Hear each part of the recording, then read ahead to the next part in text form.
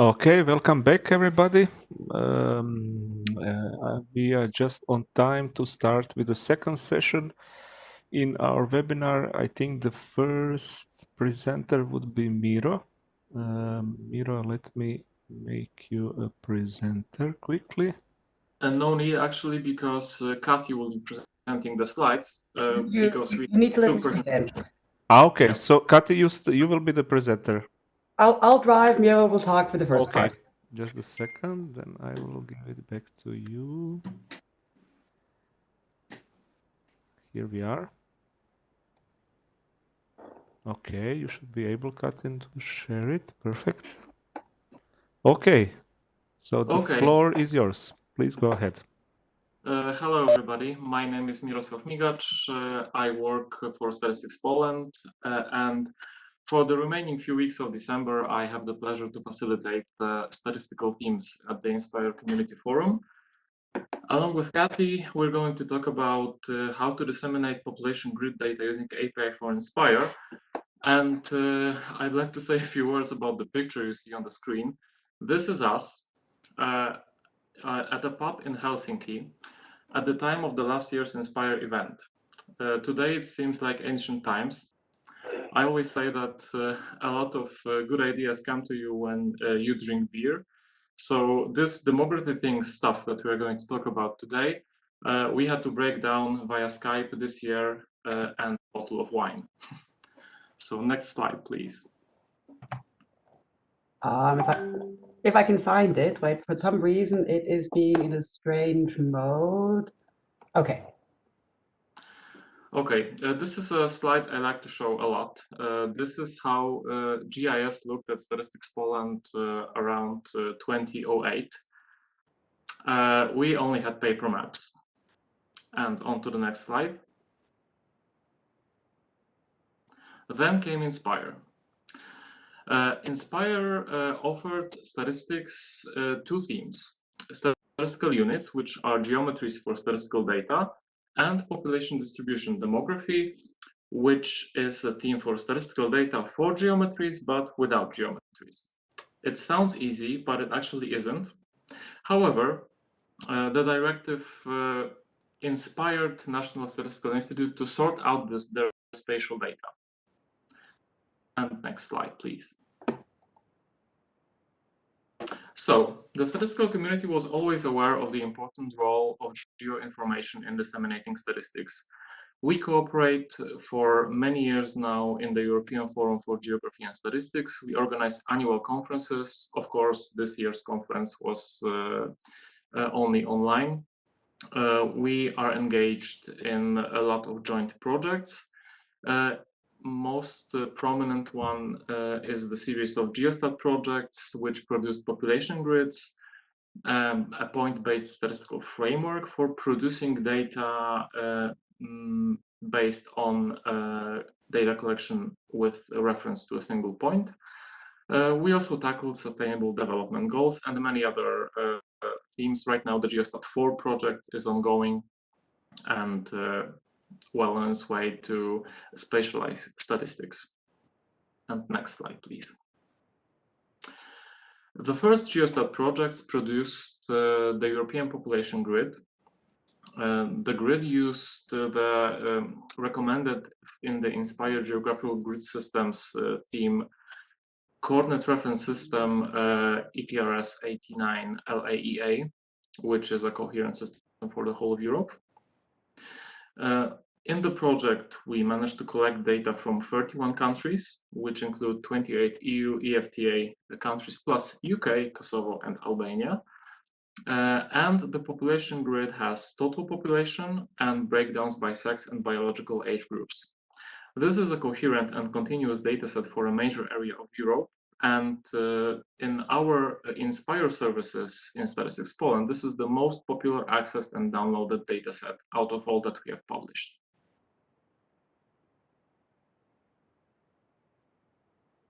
So this European population grid, how does it fit into Inspire? Well, it follows general Inspire guidelines because it uses the recommended coordinate reference system in the grid in the team responsible for grids. So I always like to say that it's Inspire-ish. In Statistics Poland, we published this grid data for Poland as part of the Inspire population distribution theme, both in GML and in shapefiles.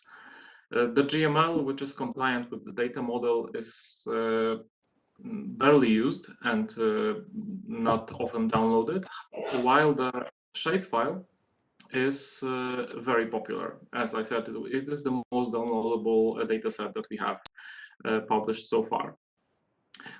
So that's why when Kathy came up with an idea to use API for Inspire to present demographic data and tested it on NUTS regions, I came up with an idea to shove our European population grid into this API, and this is what Kathy is going to show you in a few moments. So that's all from my side. Thank you, and on to Kathy. Okay, so yet another strange output of API for Inspire. I have to admit, neither the demography things nor the COVID things were foreseen when we kicked off this project last November. But life changes, the world changes, and we have to scramble and change with it, which is what we're doing. So we're continuing to do the right thing with the tools we have available. So background, I mean, I've been scratching on the Inspire PD theme for ages. People who know me know this. And to my view, this data model, I mean, it is semantically correct. It is not usable because it only supports download of the entire data set. There's no subsetting, no specific queries possible.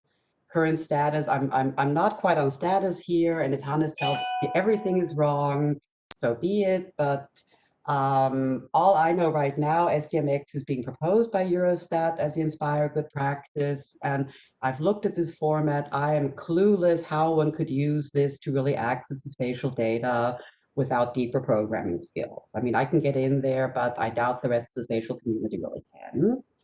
And paired with this was a realization that most of the demographic data out there is really, it's so close to the various environmental measurements we juggle on a daily basis.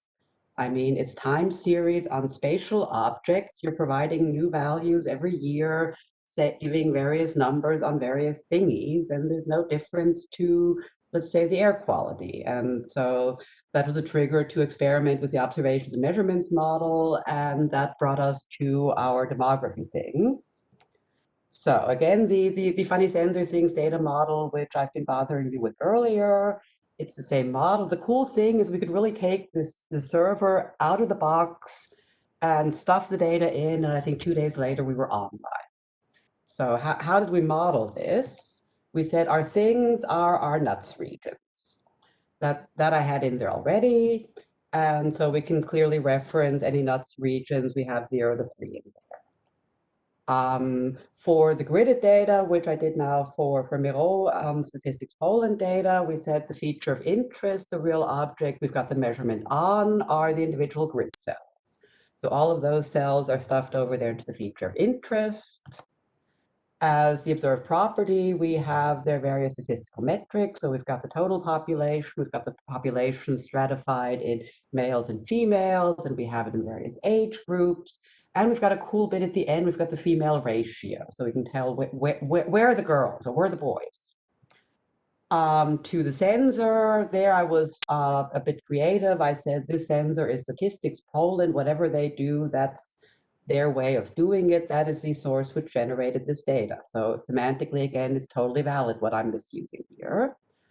Finally, the values, we've got a nice time series of yearly values coming off of that. And the nice thing again is since this type of API is really built for accessing dynamic data, you can query perfectly into the system by all of these properties and say, give me the total males under 14 for 2017, and you get the value.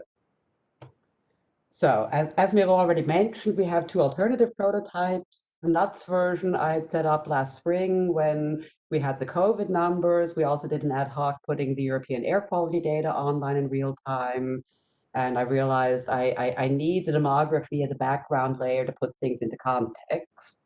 So there we pulled the NUTS region 0 to 3. We pulled the basic demography data from Eurostat. That's been live since last spring. There we've got the yearly values across Europe. And then based on this work, Miro and I started getting silly. We actually ended up having to drink a not virtual bottle of wine. We were both virtual, but the bottles were real. We needed them. We needed to hold on to something. And by the end of that evening, we had a plan. And by a week later, we had the following properties on nuts units. No, these are ones on nuts. These are the ones I had. But we had all of these properties on the grid, on all the little grid cells on line 5. So, I mean, here we've got Europe as nuts 0. And if I zoom in a little bit, this is showing the nuts version. I'm using Austria since that's where I'm at home. I can click on the nuts region. I get all of the metrics available for that. And there I can then click on the total population. And again, I have a nice time series graph showing how Austria has actually been seriously growing over the last 20 years. And I can also, I can zoom into further detail. Here we're down at nuts level 3. You can do all of the same metrics on that. And okay, now I've got some cool queries. Now I've flipped over to the demography grid. Sorry for being a bit confused between these two endpoints, but it shows you the vast flexibility. Again, these queries, they take a while to get used to, but they have a power that is amazing. I mean, here I said, I want all of the grid cells around Poznan, and I've reduced which attributes do I have, because if I provide all of the attributes, it gets too confusing. I've pared it down to what values do I really want. I want it as GeoJSON, and I get nice GeoJSON objects where I have for each grid cell, I have the values for all of the metrics which are available. And then if I want to render this, I can nicely, here we've got the gender ratio across Poland, and you can see where are there more females, where are there more males. This was done, we've developed a very simple viewing tool, which you can integrate with both Leaflet and Open Layers, which makes the uptake of sensor things easier, because we're aware that this is a technology people aren't that used to, but with this plugin, which actually I had an intern program over the summer, and it was amazing how quickly we had that online. And with that, it's basically, we did a tutorial a few weeks ago. There's an Elise workshop online on that. And within 2 hours, we had people developing their own applications with this. Some more cool queries. I wanted the female population of the grid cells where the females are dominant. Yes, I'm a girl, I'm focused on girls. And I found it cool that I could really query this and say, go through, and we have the female ratio. So I went through, said, everywhere where the female ratio is over, okay, it's positive. That's how the ratio is done. And in that case, give me then the total number of population. And here we have it for one grid cell. So I have both the ratio and the total. And if I want the same thing as GeoJSON, again, I put a flag at the end and it's there. That was it. Yet another cool thing one can do with these APIs. Here there are some more cool links for you. There are links in the back slides of all of my presentations. So when those are online, skip down to the end and look for the toys. Thank you very much. Questions? Thank you, Kati. Thank you, Miro. Very interesting again. For the moment, I don't see anything in the chat for the time being. So please, if there are any questions, just post it in the chat, or of course you can send it directly to Miro or Kati. Saying that, I think we will move then to the next presenter, which is Jordi. Jordi, let me make you presenter first. Hello, can you hear me? Yes, hi Jordi, we can hear you loud and clear, and you should be able now also to share your presentation. Perfect. So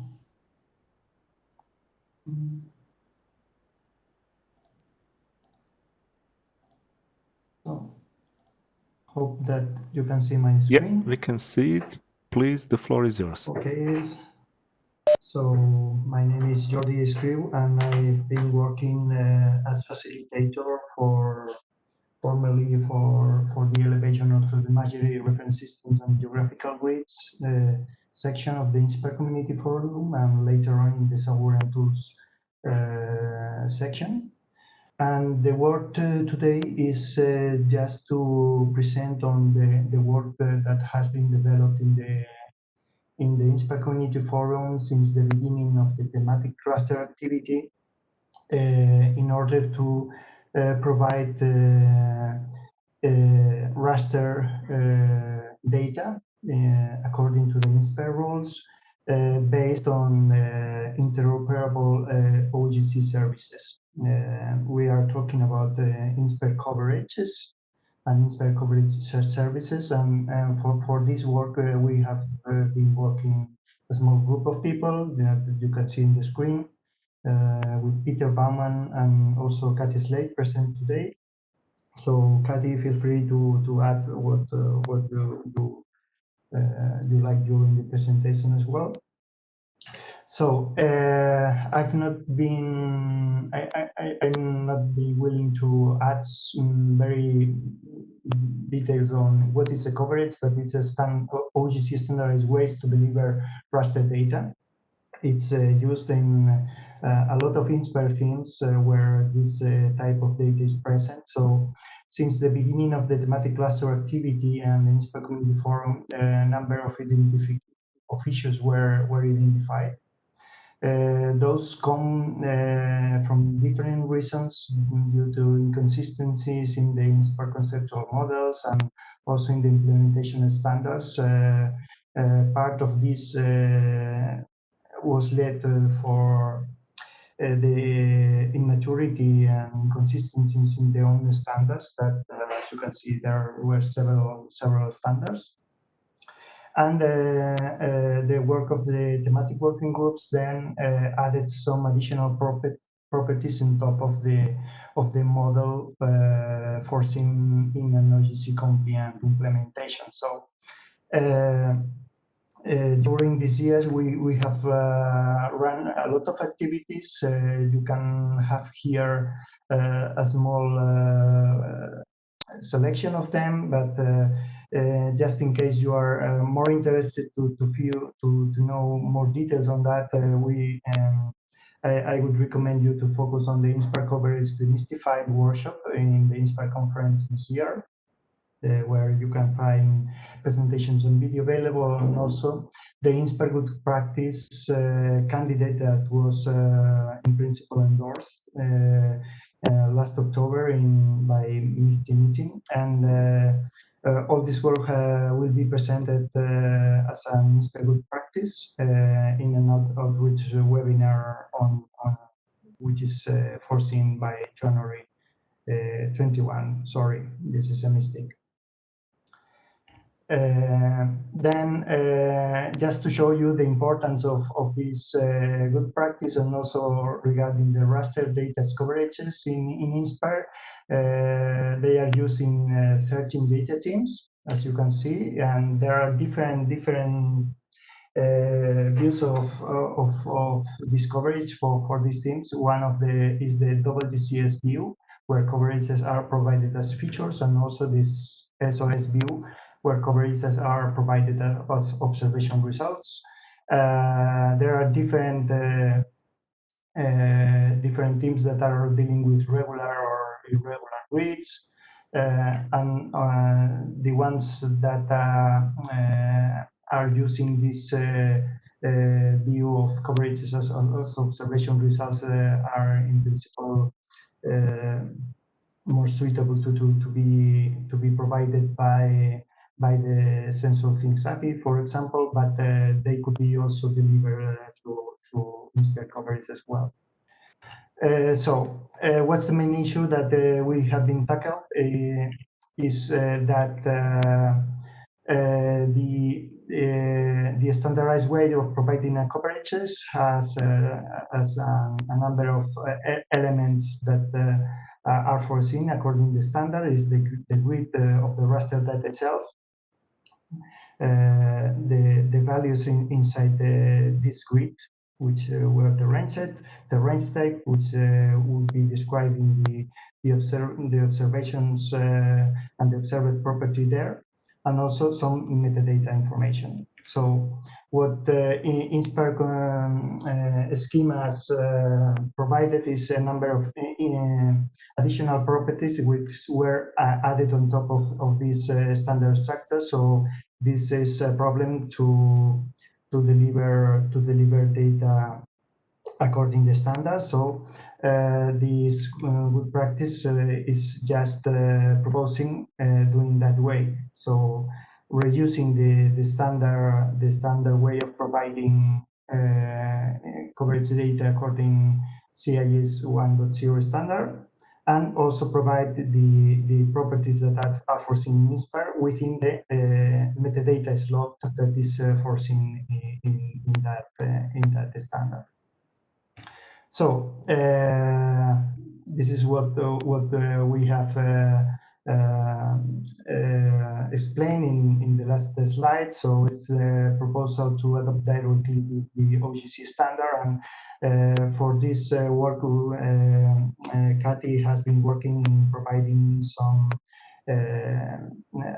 adapted schemas for the terms of elevation, also imagery, and line cover, that this work could be extended to other themes as well. So what is interesting is that a demonstration site has been set up with data from different data providers that you can see in the screen. All of them are reducing a common endpoint, which is based in the RASM and WCS, WCPS engine. And we are also looking forward to other data providers that have expressed their interest in this initiative and good practice. But the important thing today is to go to the demonstration site and just play a bit with what we can do with Inspire coverages. So this is a demonstration site where you have some initial explanations on what is coverages and coverage services, and some links to the standards, etc. But the important and practical thing here is the hands-on demos that are provided inside here, which shows you the impact of these standards and also the use cases that could be delivered by this type of data. For example, you can see here examples on elevation, ortho imagery, line cover, also some examples using WCPS or processing services using coverages. But for example, if you go to the elevation, we can request to a web coverage service. The result is a coverage that we are looking here as an image, but we can also have the same using a web coverage processing services, just using subsetting. But this is here use case of web coverage processing services where we can, for example, enhance this image, that elevation image, by multiplying by a factor. So we are improving in this image in this case. And other use cases for the processing services could be, for example, provide the different elevation ranges highlighted by different colors, for example, for a fluid management. We are going to ortho images, and I will be directly for infrared ortho images. So this is the normal request. We are getting the coverage result. We can do the same with WCS, but the important thing with these processing services is that we can perform calculations based on the availability of coverage data. So, for example, we can calculate an NDVI index, quite used in agriculture in order to to improve, for example, the irrigation of the different crops in a special area. And just going back to the presentation, we have this example of the, sorry, and we can get the coverage really as so now it's working.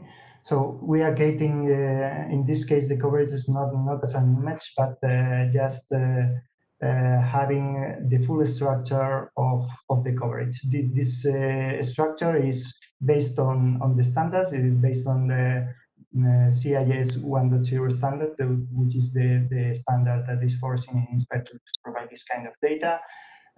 We have here the values that we have seen in the demonstration site as an image, but the important thing is that we have a metadata slot here where we can find the properties that are foreseen in Inspire and should be provided according to the implementing rules.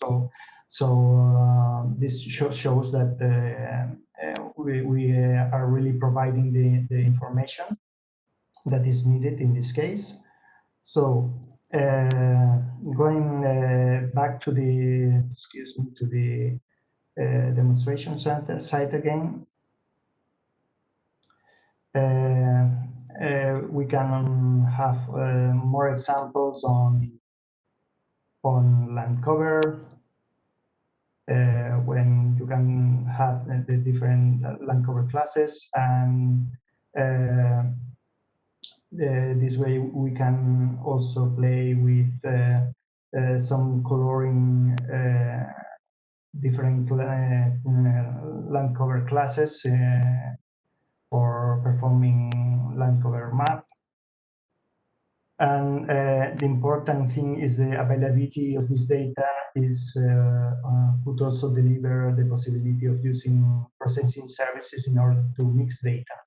So we can play with a number of different coverages. For example, we are here showing over an image base map the vineyards that are between 15 and 150 meters of elevation, and where the vegetation index NDVI is above 0.6.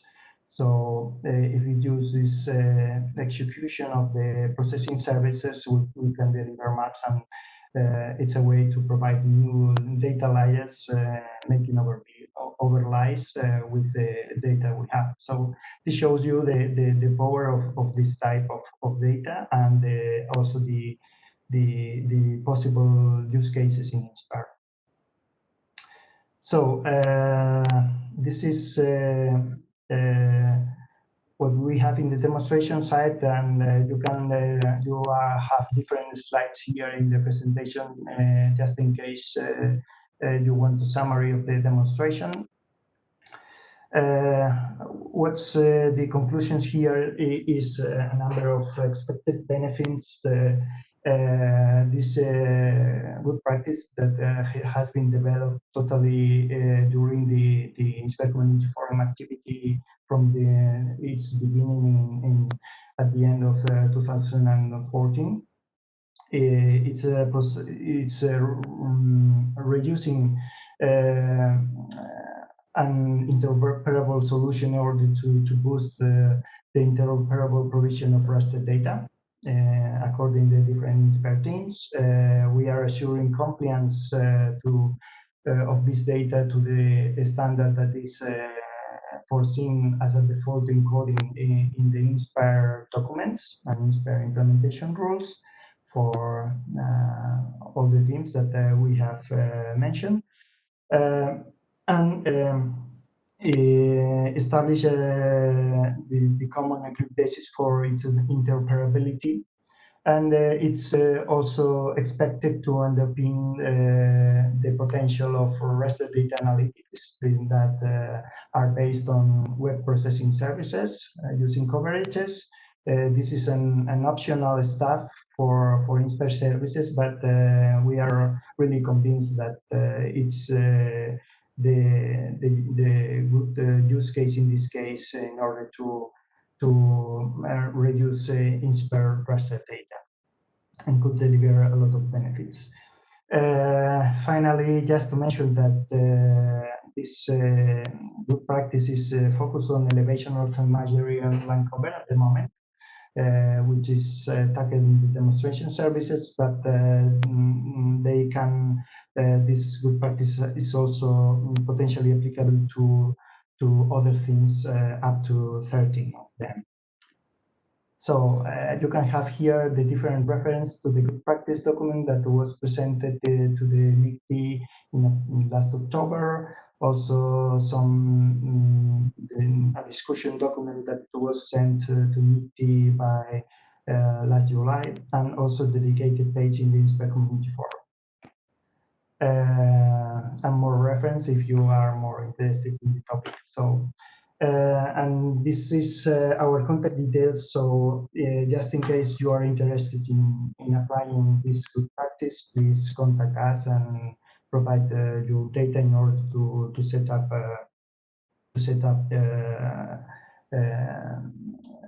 an example of application of this good practice based on your data. So thank you very much.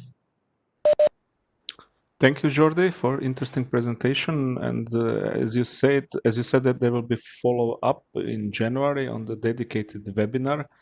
Most probably, I think 14th of January or something like that. But it will be, of course, announced on the Inspire knowledge base and through other Inspire channels. So whoever is interested, please follow it and participate in the webinar in the January. In the chat, I don't see really any particular question for the time being. So if there will be some questions, please, Jordi, follow the chat and answer it that. I think we would now move on to the next presenter, which should be Kiran. Kiran, just a moment to give you the presenter role. Okay, now you should be able to present. Yeah. Good. So, Kiran, the floor is yours. Okay, let me just share some content now.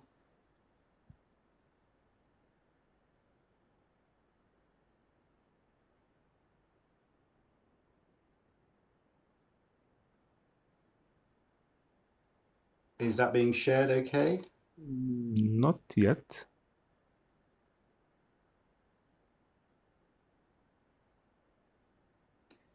See if I can reshare.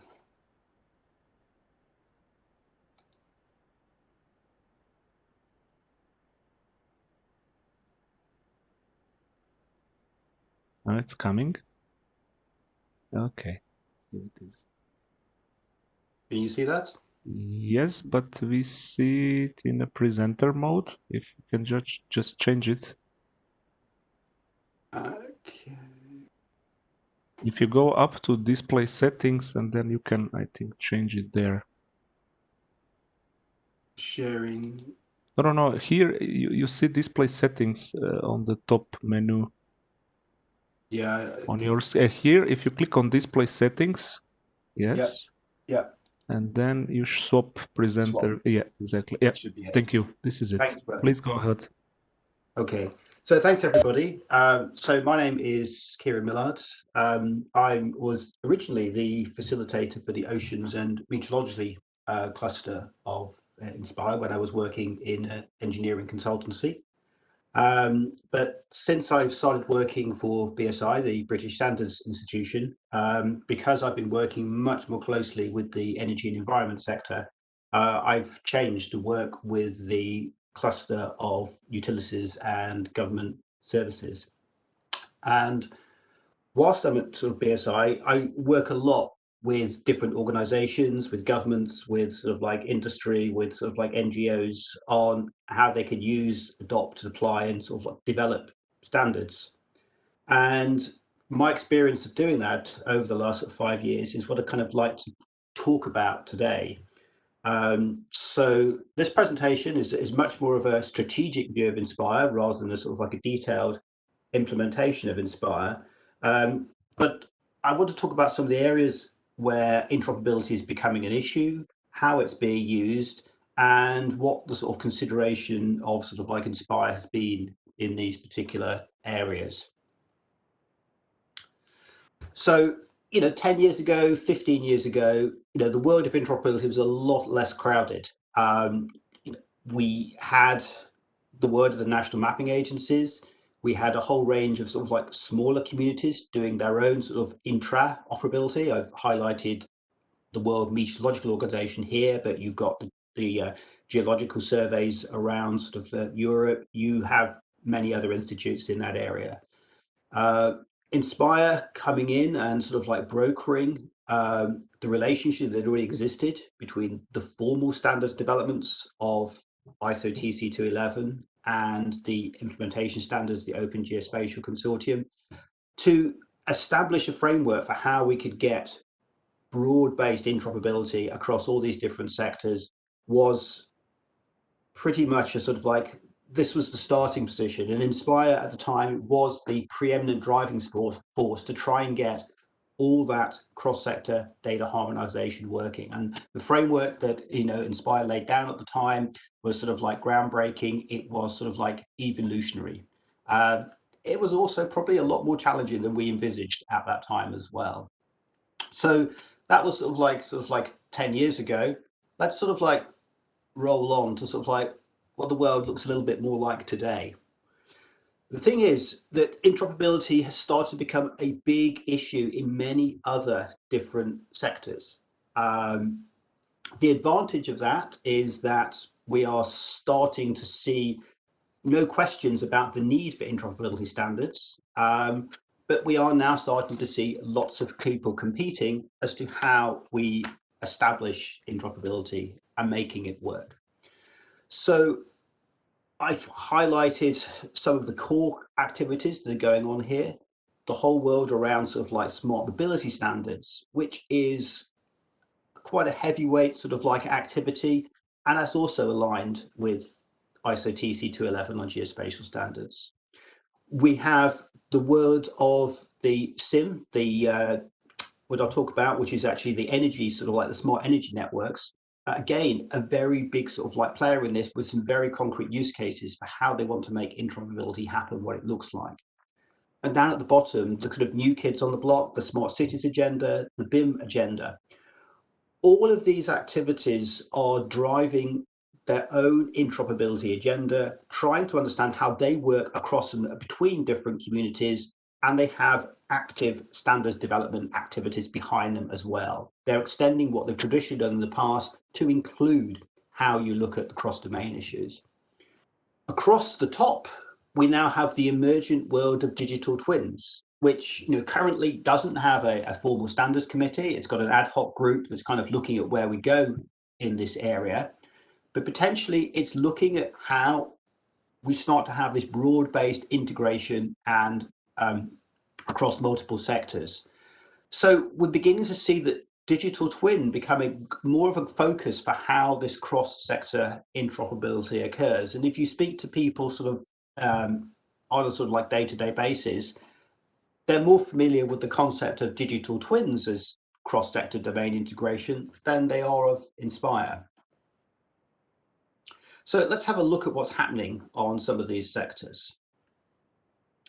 So what we've seen is some good things about this. So one of the things is that the narrative has changed. Maybe sort of like 10 years ago, there's a question of why do we need interoperability? The question now is, how do we do it? We definitely need to make it happen. The other thing is we're still getting a lot of alignments and liaisons with ISO TC 211. So that's the main geospatial standards sort of like committee. And that's all happening. So we're getting much more one-to-one relationships between the emergent interoperability sectors and ISO. That's a good thing. But what we're seeing is that although lessons from Inspire are being used, they're not being used sort of consistently. I would say Inspire is rarely mentioned as any of the solutions being developed in sectors, and certainly Inspire is not being used as an SDI. There's a lot of looking at what Inspire did and sort of like taking those learnings and then adapting it for use in the individual communities. So some examples. So SIM stands for Common Information Model. It's developed primarily by the energy sector, and up to now it's really been around sort of like electricity, sort of like generation. For those of you who think the Inspire data standards are complicated, you should have a look at the SIM standards. Each of these, it's a multi-part standard. Each standard's about 500 pages long. There's a whole industry around just implementing SIM. But this community is now looking at widening out. It recognizes that energy is not just about electricity. It's looking to say, well, if we want to address climate drivers like reduction in carbon, net zero emissions, we need to merge electricity with gas, with emerging technologies like heat networks. Oh, and by the way, the topology of these is quite similar. So we need to look at how all these things operate together. How do we extend the SIM model out to include these other areas? And as you will see on the sort of like the right-hand side of this diagram, there's also motivation to say, well, how do we work with what they call the non-TC57 standards? So basically everything else that happens in the world outside of energy, sort of like generation. Now, Inspire's mentioned in here. It's been highlighted to say, there are learnings that could be taken from Inspire, particularly around how they, generic model representations for sort of like energy networks. But I would say that, Inspire export is more of a use case than how do we use Inspire as an input to drive this forward. Mobility. So mobility is a big area as well. And there is a lot of activities between the need for transport and location-based data. There is, as I say, a very established cooperation on the use of GIS in transport, not only to support new mobility solutions, but also to support future things like connected autonomous vehicles. As we move to sort of like digitization of standards for transport standards, here's a simple example: a traffic regulation order. It's really an Inspire area management, restriction, regulation, and reporting zone. That's what it is, but it needs to work with all the other standards that exist and have been created in the international transport community. So in order to do that, the principles of how Inspire was developed were sort of like looked at and then adapted as a sort of like a standard that could be used. So it's Inspire-like, but not really an Inspire implementation. Again, the export to Inspire use case can be fulfilled, but not Inspire as a sort of like as an input to that. And now the two new kids on the block. So smart cities and BIM. These two communities have been evolving incredibly rapidly over the last sort of like 10 years, and now they are starting to sort of like meet in the middle. The smart cities activities, which started off as very high level sort of conceptual models, when I mean conceptual models, I mean they, highly abstract models, are starting to look more at the sort of like the data models that need to be implemented and the services that need to be underpinned. BIM, on the other hand, that started with very, very sort of like clear ways about how we want to use and sort of like represent data in a very sort of like defined use case, is starting to extend out. So when you start looking at BIM level 3, it's a much more broader picture, recognizing that building design, management and operation requires a whole range of other sort of like inputs, from transport data, meteorological data, movement around a sort of city type data. Those two communities are starting to meet in the middle now. And again, there's both active standards development activities as how all this fits together.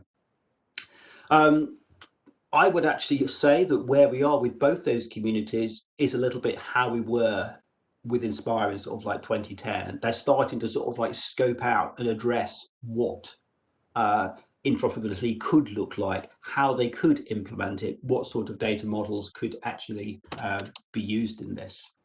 So a great opportunity for how Inspire could be used if perhaps it had a much greater visibility in both those communities.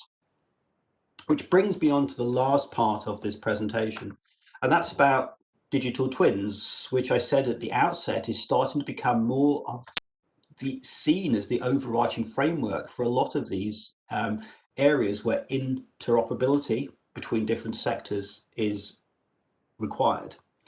And if you were to look at the starting conceptual model that has been established for digital twins in the UK, I'd imagine probably similar models have been adapted in other countries as well.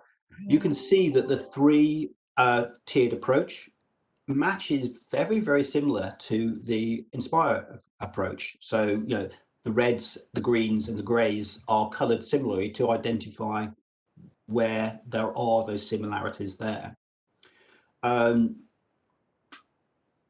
The path for this way, I think, then sort of like raises a lot of sort of like questions about how do we want to sort of like reposition Inspire in this evolving and emerging sort of like landscape that we see of lots of communities all definitely wanting to do interoperability, and we are on the cusp as to what the international standards activity for digital twin will look like.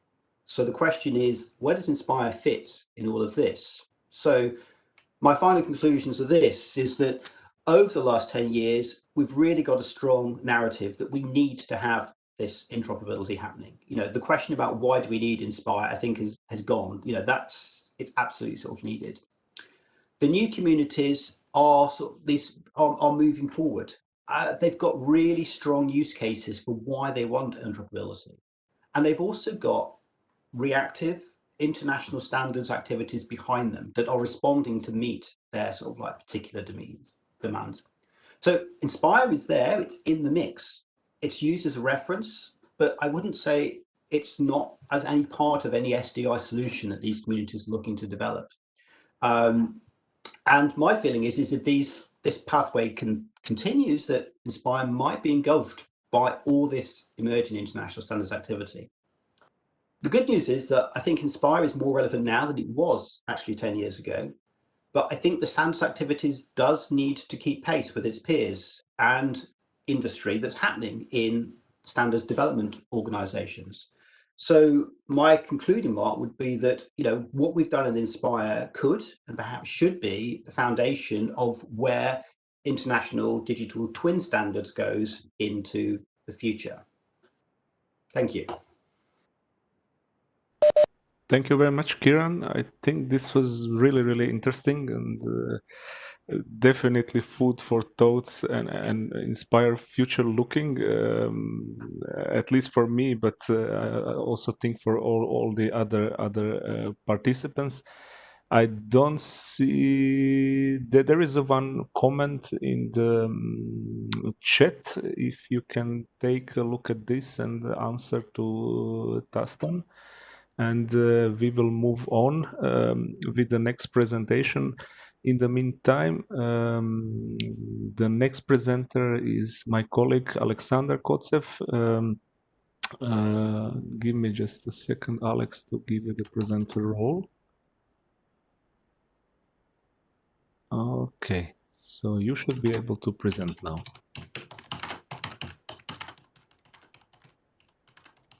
Alex, you are muted.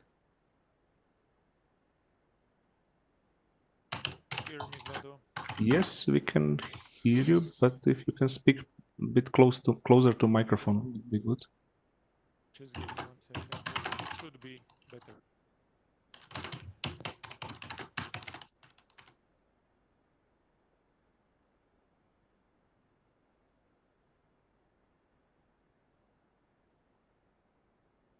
You kindly also confirm that you can see the slides. Yeah, we can see the slides, but we cannot hear you really good. You can speak closer, or I don't know. Is it better? Not really. Just one.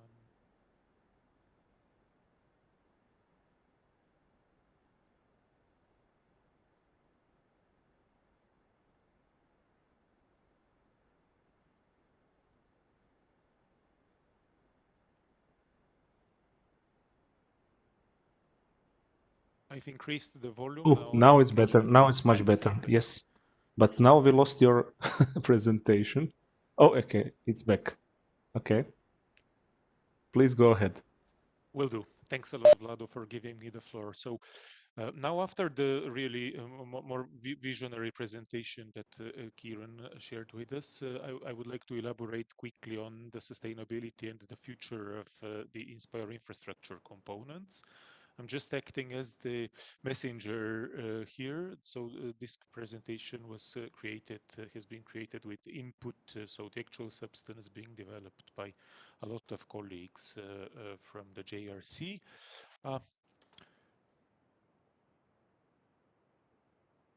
Just to clarify, what do we mean by the core infrastructure central component? So we have the Inspire knowledge base, which is the central entry point for a lot of the information on Inspire, including references to the legislation, including many materials that have been collected during all the years of the implementation.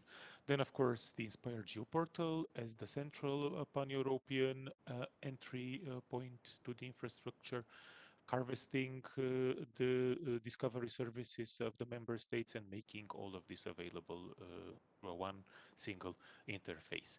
The reference validator increasingly being used for validating instances of services and data and metadata, also being reused on the national level for validating metadata. The registry exposing codes in a persistent manner and also being made available through an open source software. And last but not least, of course, the community forum that is actually the context in which we are discussing today in this nice workshop of ours. So moving on, what's the context actually for all of those different tools? I think you would agree with me, though those of you who have had the experience in working with them, I would assume the vast majority of us today that they deliver in accordance with the expectations. They're maturing with time, and we consider them fit for purpose. In the past year in particular, we have paid a lot of attention on improving the dialogue with member states around all of those tools. We have come up with a very, I would say, transparent approach with predefined release cycles for the tools and updates of the documentation in order to make sure that they do not act as some sort of a black box, but that everything is clear, transparent, and well documented. That said, we have to also consider that those tools were created in different periods of time with somewhat different bounding conditions by the use of different technologies. They are most of them are rooted into the infrastructure of the JRC, and this introduces to us additional costs and creates a substantial maintenance overhead. So that is why we had started some months ago to conceptualize approaches in order to improve the situation, and we prepared this document dedicated to the sustainability of the Inspire core infrastructure components. What are our thoughts? How do we want to ensure the sustainability of those components? I would like to elaborate here on 4 topics. So we would like to build strategic partnerships with communities, use mainstream technology, harmonize the approaches for the help desks that already Lena mentioned in the beginning in her presentation, and then also work on decoupling the different tools from the infrastructure. I would like to elaborate a little bit and give you a few examples on each of those different topics. The strategic partnerships. So what we want to do is clearly Inspire is increasingly part of a broader world, and we really don't want to continue and doing things in isolation. So there are all of those communities of open source projects, users, providers, standardization bodies, etc. Out there, and we really want to build those strategic partnerships for the tools and ensure an adequate governance structure for them. In particular, this trend is facilitated by the fact that we are trying and we are releasing our code as open source code. A good example of that is the registry software, which was created by the ELISE project and which has its code made available under the European Union public license, fully reusable, made available on GitHub.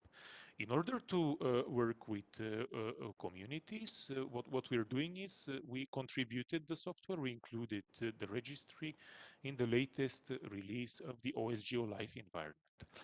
OSGeo Life is this, it's like a bundle, it's a virtual machine with pre-packaged, pre-installed open source software, mainly the software of the OSGeo Foundation, but not only. So we have we have created a pull request, and it will be included, the registry, in the forthcoming version 14 of OSGeo Life. And with that, we want to really ensure that it is uptake of the community. There is also documentation in OSGeo Life on the registry, on Inspire in general, which there are volunteers who are translating this information. So you see, this is a very brief overview of Inspire from the previous version of OSGeo, OSGeo 13, where you see volunteers have translated in different languages. And we in-house are organizing on the 17th of December something like a translation sprint, where we would like to discuss, to translate the documentation. You're invited to also participate. There is a web platform, Transifex, that is used for translating of the documentation. Anyone who is interested can join. Then on the reuse of mainstream tools and technologies, clearly, as was mentioned, Inspire is part of the broader world, and there are tools that we don't want to really do parallel developments. We shouldn't be reinventing the wheel, and we need to really try and reuse as much as possible what is already available, and really focus, put the emphasis on where we are stronger, so on the Inspire specificity, and really leave or try and leave all the rest to tools that are in a way de facto standards that are widely used and that have brought communities around. An example in that sense, we are investigating GeoNetwork as the Inspire European GeoPortal backend. There was a study that was commissioned earlier during the year, the GeoNetwork version 4, which was back then still in its, let's call it infancy. It was still on alpha release, but those tests with the GeoPortal backend were quite promising. So now we have a new study in the pipeline with the more mature version of GeoNetwork to investigate what are the, how to possibly use that for backend.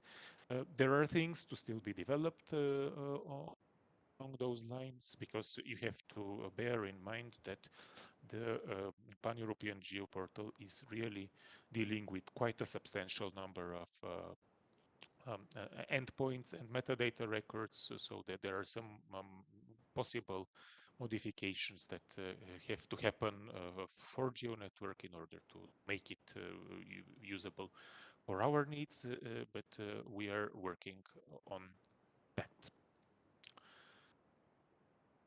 Then harmonize the approaches for the help desks.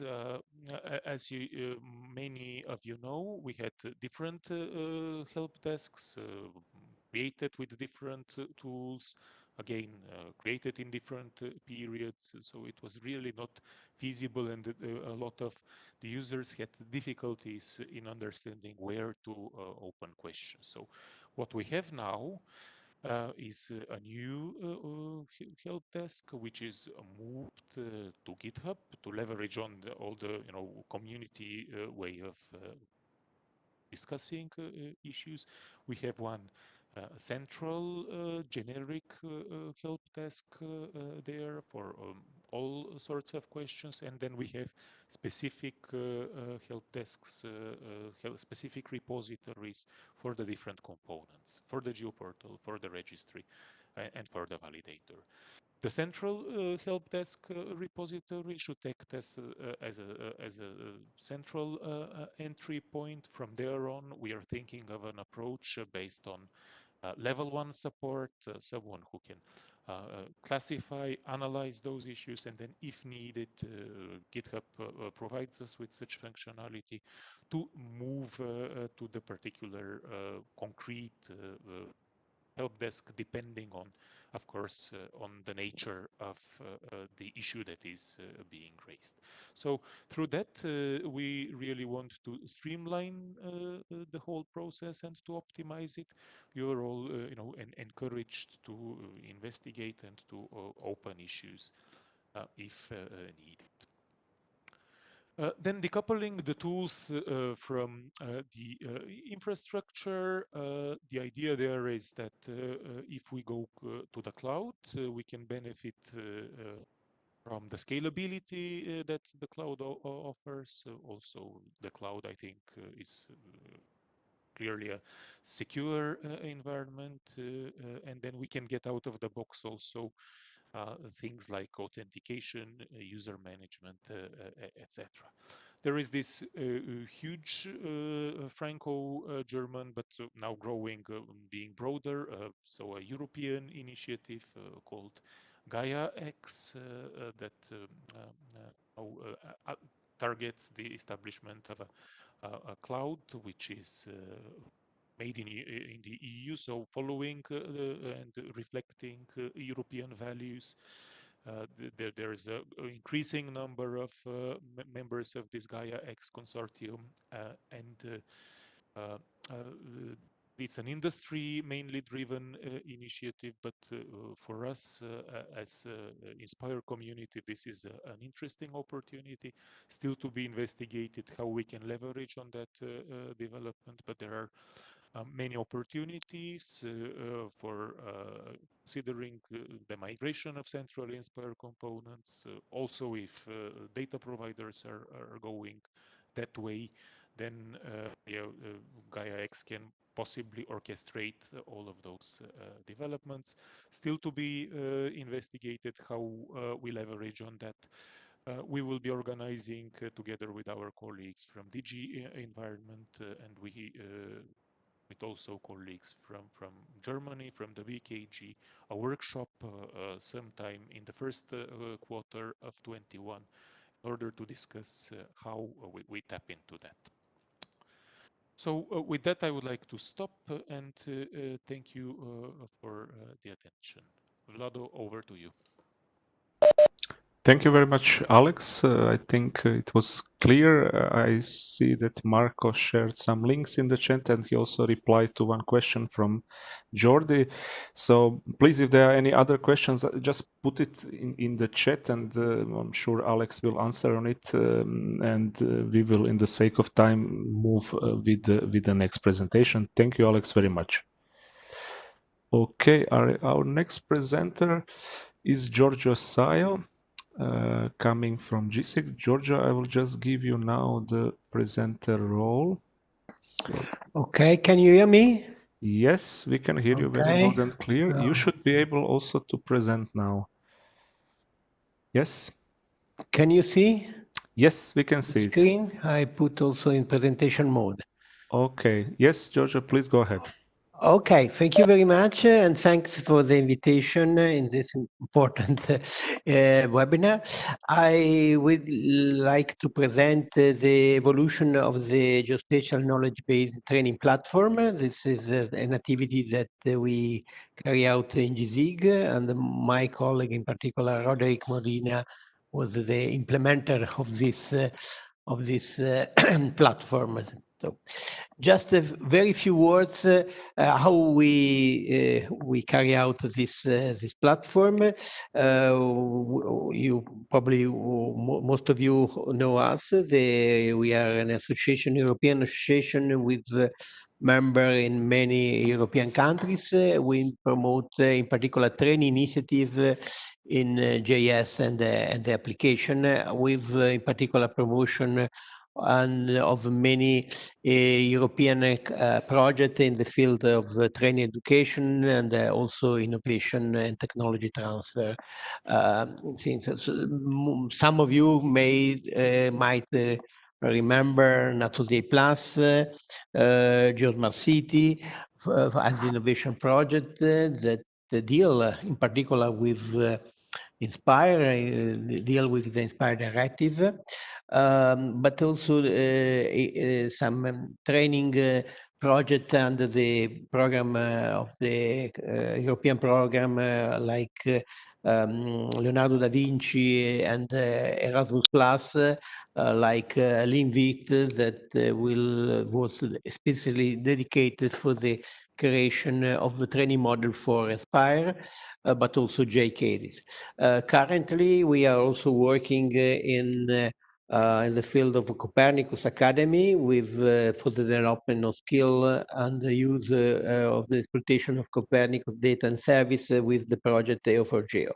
In most of the GI project, in particular, we develop training framework. Some of you also participate in this initiative, and that is the reason why then we have then supported the GRC with the geospatial knowledge base training platform that was in the first phase.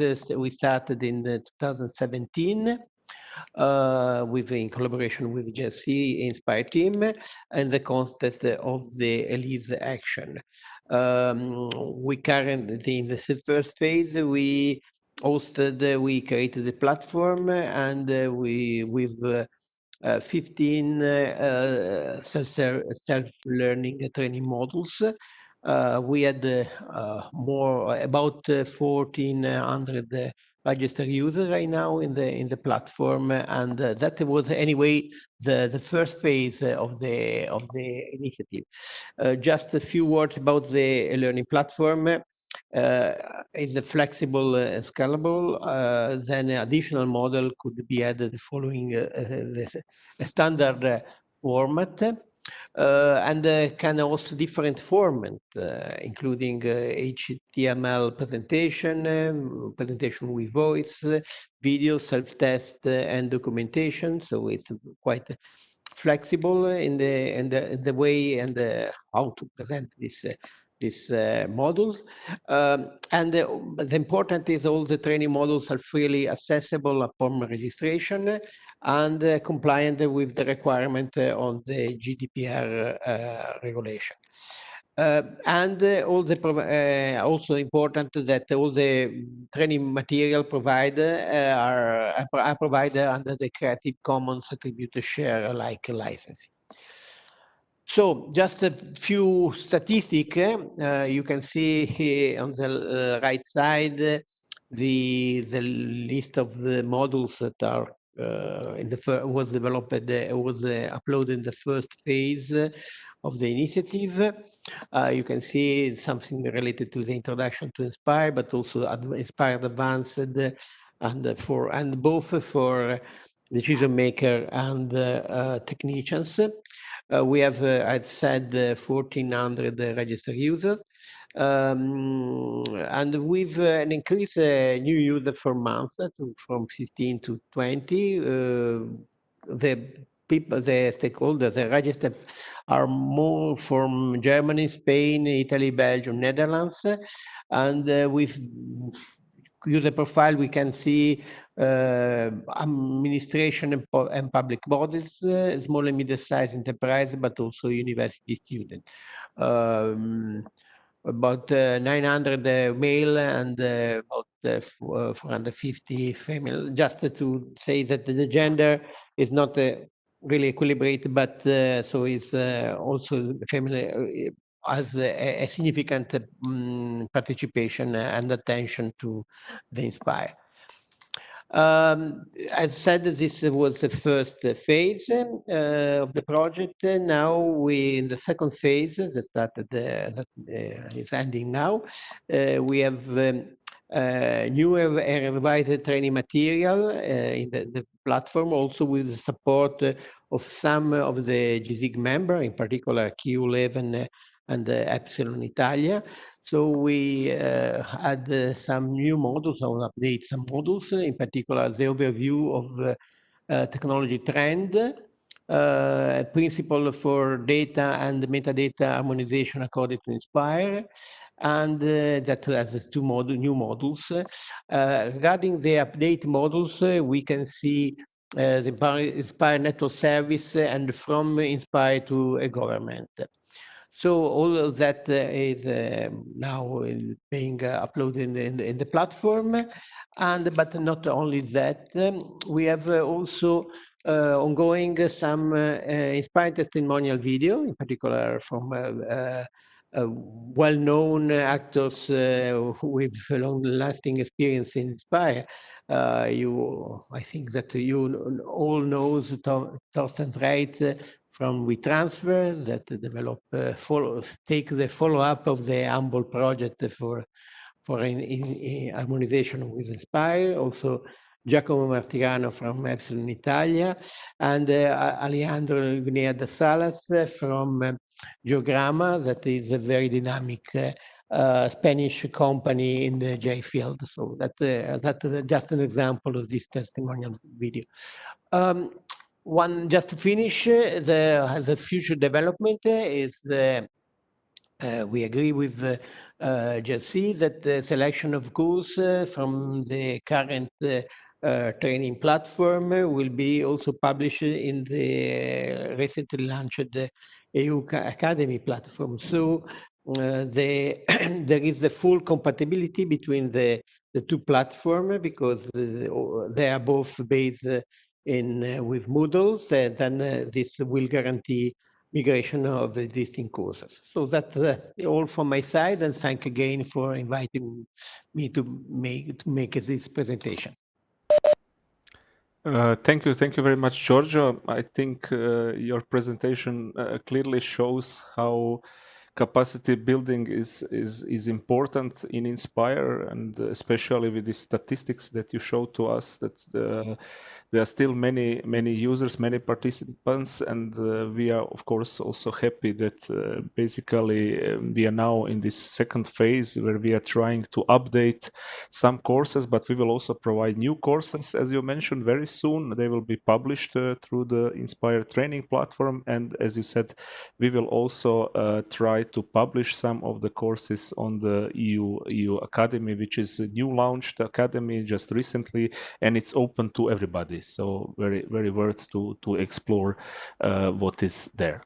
Thank you once again, Giorgio. And by this, we will move to our last but not least presenter, Mr. Yuri Robrecht from the DG Environment. And Yuri, just a second to give you presenter role. Yes, you should be able to present it now. Okay, thanks, Vlado. I'm going to try to put my slides on the screen. Okay, please, Yuri, the floor is yours. Share content.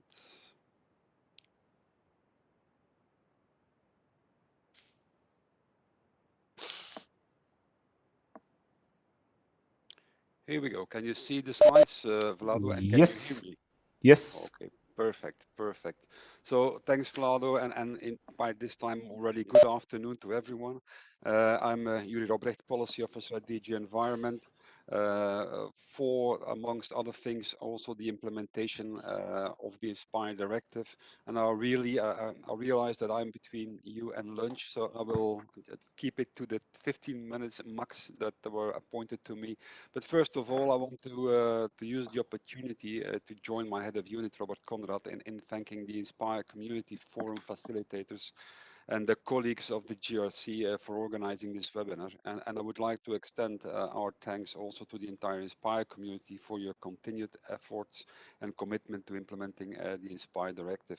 Now, how will INSPIRE evolve in the midst of a fast-changing political and technical landscape? I hope I will be able to shine some light on the future path that we might walk together. I will try to briefly picture the challenges and opportunities that are in front of us. Looking at the topics, the high quality of the presenters and the long-standing INSPIRE status of most of the participants in this webinar, I'm fully aware that there is a lot of INSPIRE knowledge and experience in the room. Nevertheless, I'm making a habit out of sticking at least one slide in every presentation that briefly sketches the objectives and implementation obligations of the INSPIRE directive. So I would ask you to please bear with me for the next 2 minutes or so for a short brush up on the INSPIRE directive for the colleagues who are new to this great piece of legislation. So the main objective of the directive is to set up a data sharing framework and infrastructure for spatial information among public sector organizations. And why the specific focus on spatial data? Well, it's important to have access to data from the member states that is comparable, compatible, and can be aggregated. And spatial data is the ideal catalyst for reusing and aggregating information from different sources and domains. To minimize the implementation burden, the INSPIRE directive promotes the reuse of already existing data infrastructures in the member states. In member states where no such data infrastructures were in place at the early time of implementation of the INSPIRE directive, the directive has really acted as an enabler for more data openness and transparency. The scope of the directive is on already existing spatial data held by or on behalf of public authorities. To ensure that the spatial data infrastructures of the member states are compatible and usable in the European and transboundary context, the implementation of the INSPIRE directive is further detailed by 5 implementing regulations on metadata, network services, interoperability, data and service sharing, and monitoring and reporting. So the directive further defines 34 spatial data teams that are organized in 3 annexes. We all know them by heart by now, I guess. And it's addressed to the member states and requires them to transpose the directive, set up a national coordination structure, identify relevant spatial data, document that identified data, publish that data and metadata for download, view, and reuse, and make that published data interoperable to maximize its reuse as a last action. In 2019, monitoring and reporting was modernized and a new monitoring and reporting decision was adopted. Monitoring and reporting is now done with a yearly frequency and is largely automated by harvesting the spatial data catalogs in the member states and calculating automatically the performance indicators. For reporting, the member states are required to provide a yearly update of their country fish.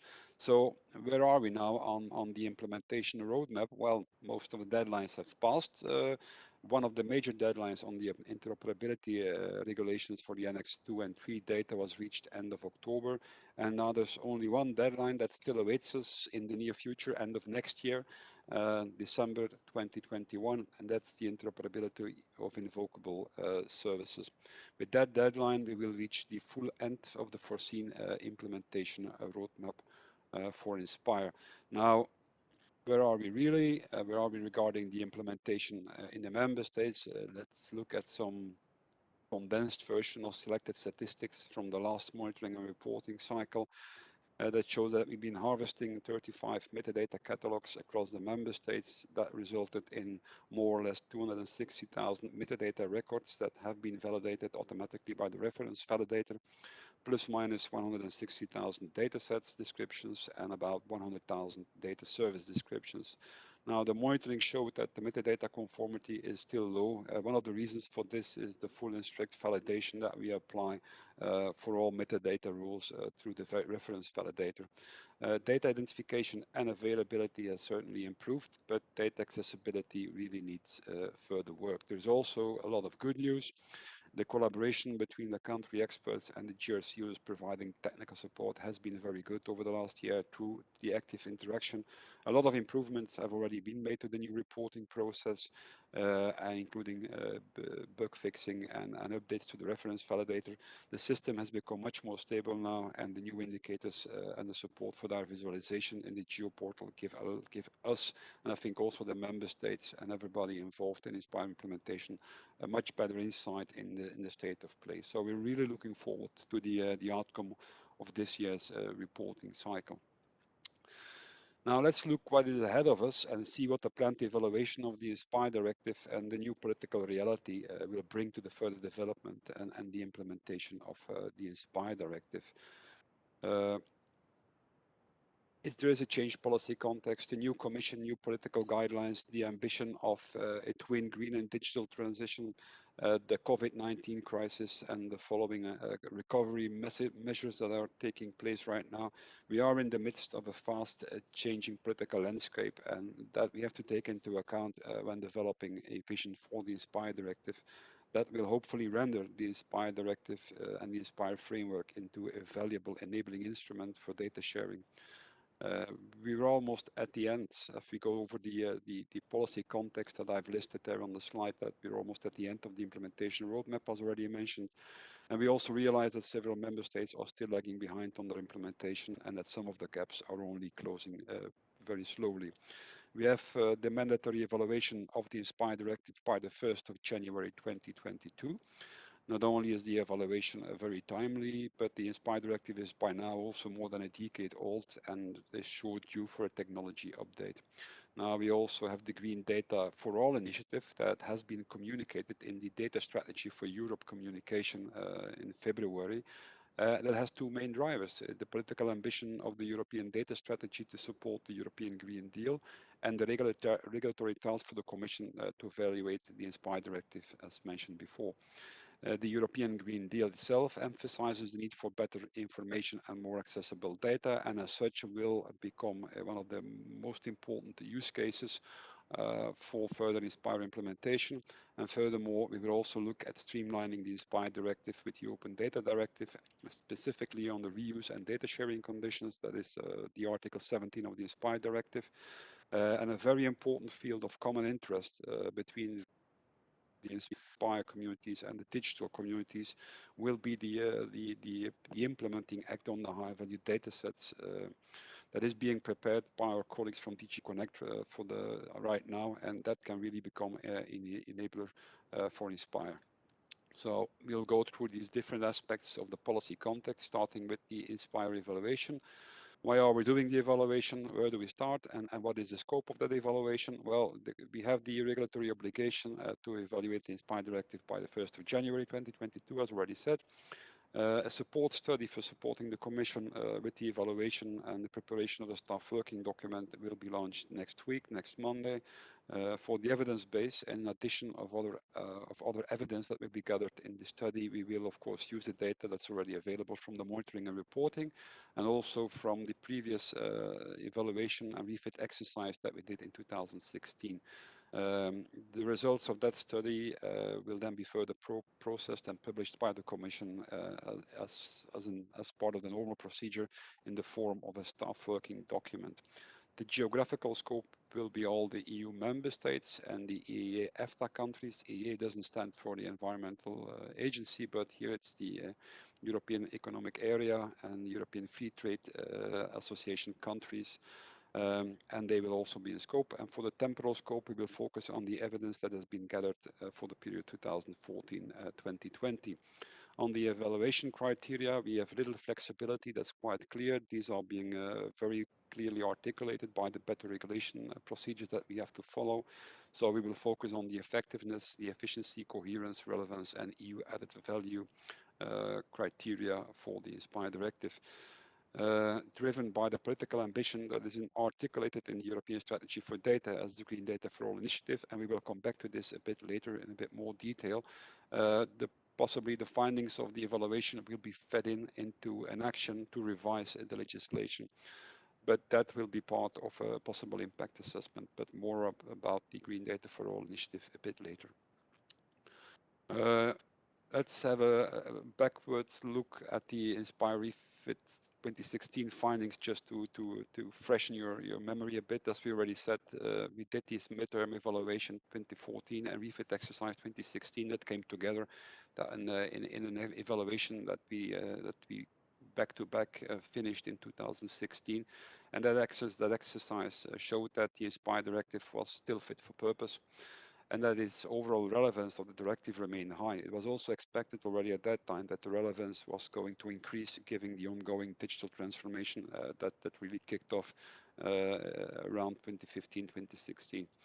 On member state level, it was recommended to improve Inspire coordination and publication of environmental data and data policies, and the Commission was requested to reflect on the possible simplification of the legislation and further priority setting in the data scope. Now, this on the Commission side was pursued in the previous maintenance and implementation work program, and has resulted in the development of a priority list of e-reporting datasets, also known as the MIWP Action 2016-5 for the people that have been active actively contributing on this.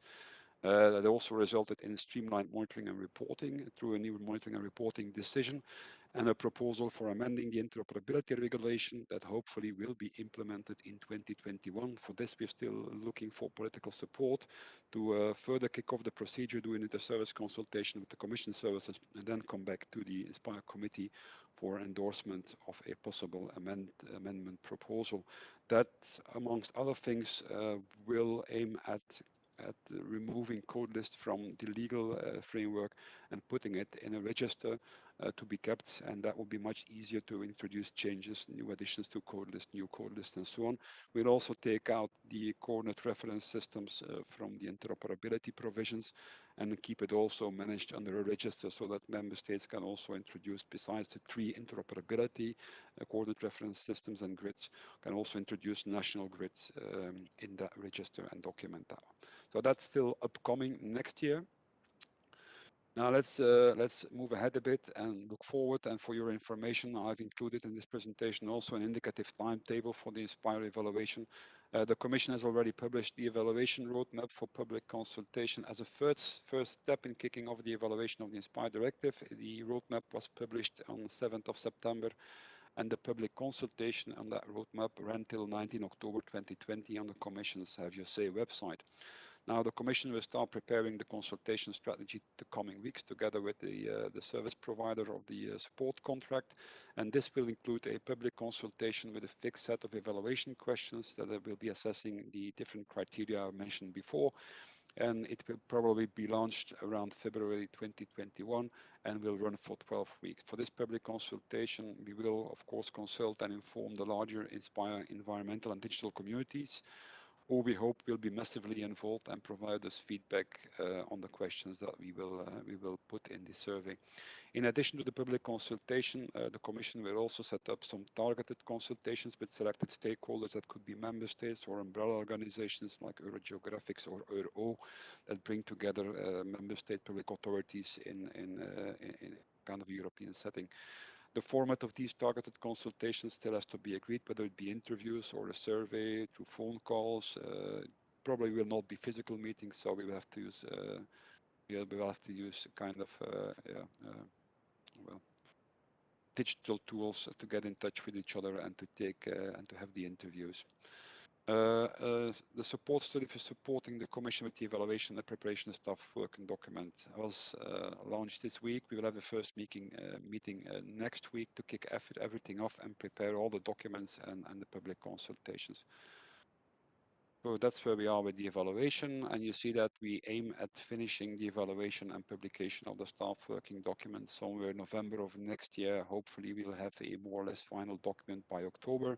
Then we will be well in time before the end of the year and before the 1st of January to reach our target. And in the meantime, I think in parallel we will also start processing and gathering possible recommendations for changes to the legal framework, possible changes to the legal framework that might feed in then afterwards if we get the support and the approval from our commissioner to go further with a possible evaluation the Inspire legal framework that will start then with an inception impact assessment and impact assessment to evaluate possible policy options, including changes to the legal framework.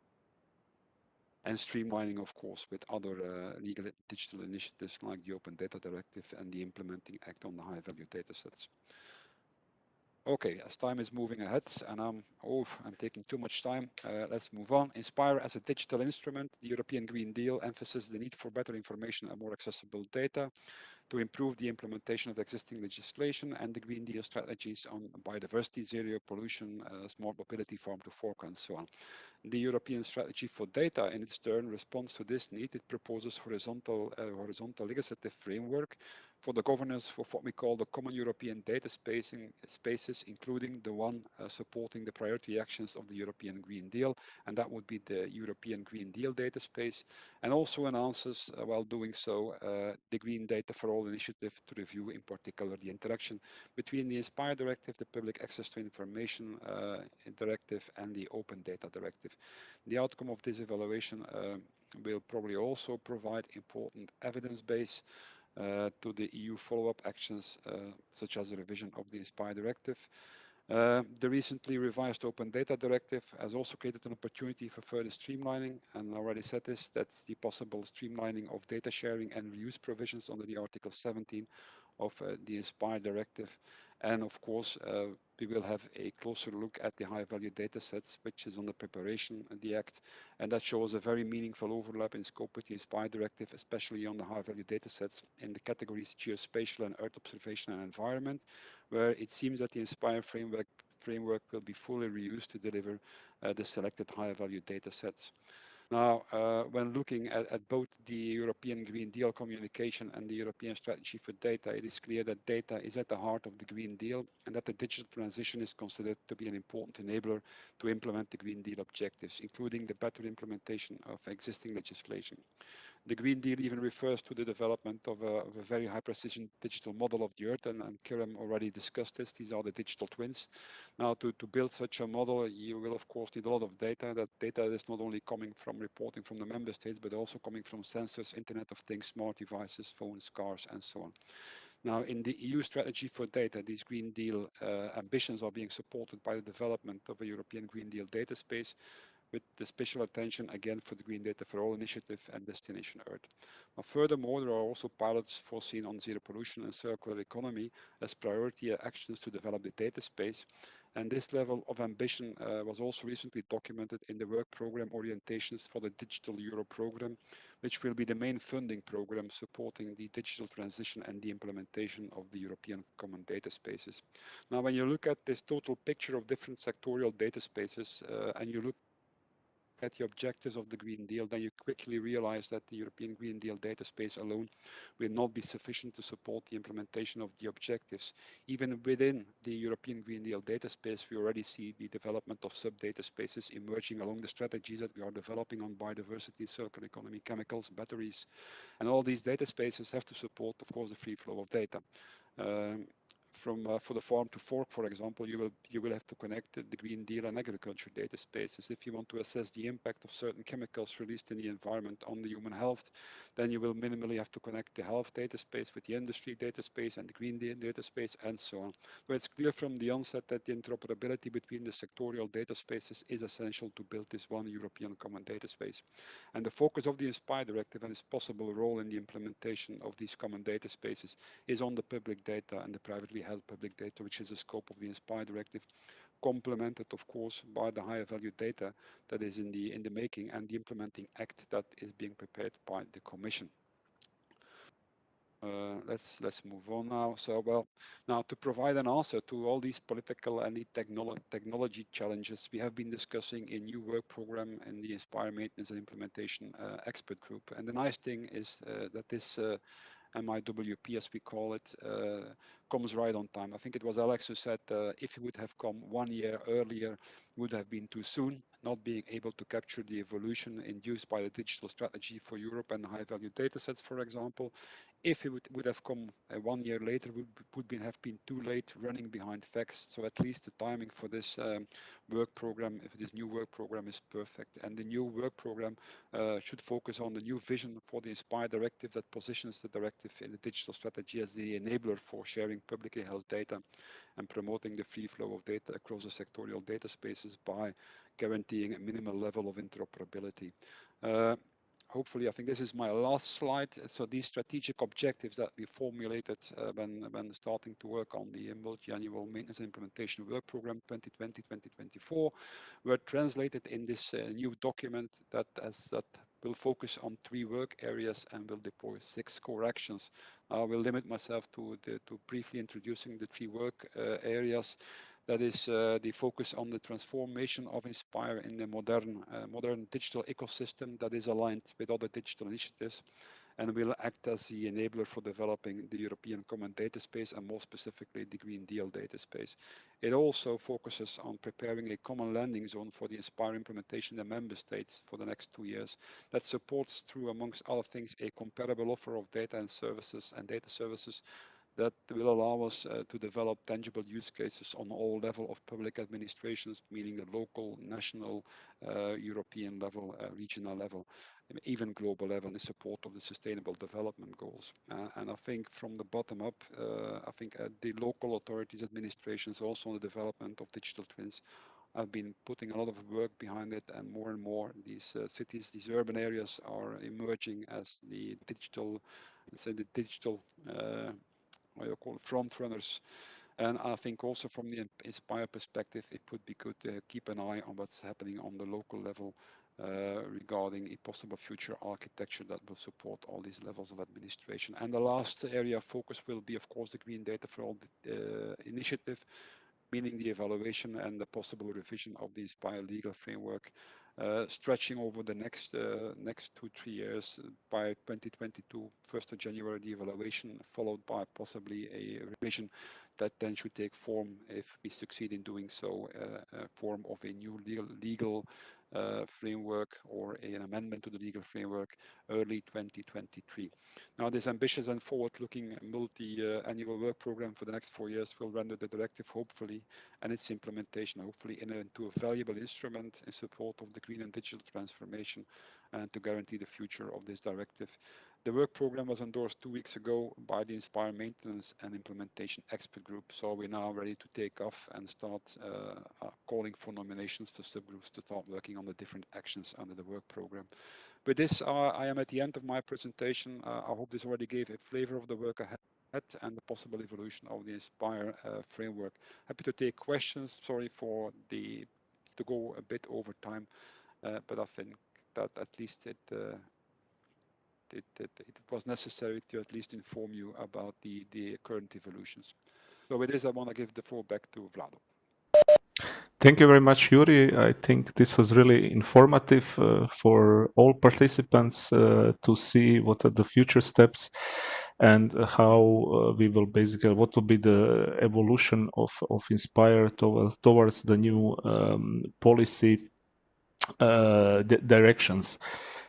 By saying that, I would like to thank you once again. I don't see any particular question in the chat. We are a bit over the schedule, so I think we will close the meeting now. And of course, if there will be any questions, you can reach us through the email.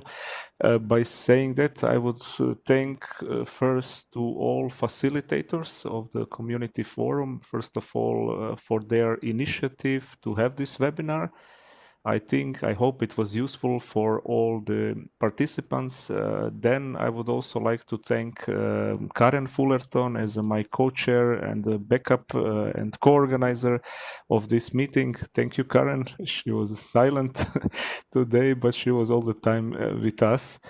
And yes, and again, thanks to all participants. I think we had around 130 participants. I will see the statistics later on. We will share all the presentations and also recordings of these two sessions.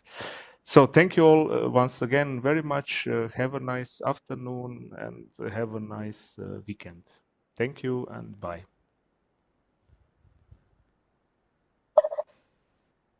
Bye-bye. Thanks. Bye. Thank you. Goodbye. Bye-bye. Bye. Thanks. Bye-bye. Bye. Thank you. Bye. Thank you and bye. Why does the entire commission sit in the same room? This is strange.